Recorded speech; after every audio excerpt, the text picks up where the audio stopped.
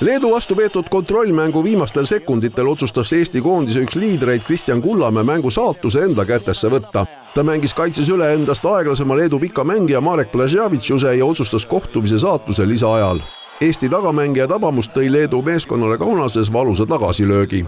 Truputėlį sėkmės faktorius buvo jų pusėj. Nekalbu apie baudų metimus. Jie prametė 2, mes 18. Ir mes vis tiek buvom, sakyčiau, tam lygiai, kartu žaidėm, turėjom pratesimą.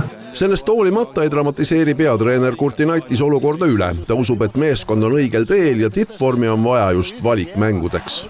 Ne todėl, kad nežinau, ką reikia daryti, bet mes vadovavomės 4 fizinio rengimo trenerių tokia bendra pasiruošimo to planuot būtent šitam laikotarpiu. Yra išskaičiuota į moksliniais remiasi mokslininkais, nežinau, išskaičiuota, kad mes turim būti geroj formoj Turku rungtynė.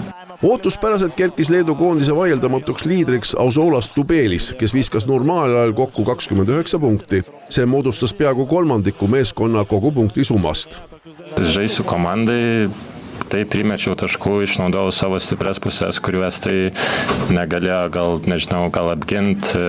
Samal ajal on peatreener Kurtinaitis sunnitud otsima lahendusi tagaliinis, kuna meeskond peab sellel positsioonil toime tulema mitme puudujaga.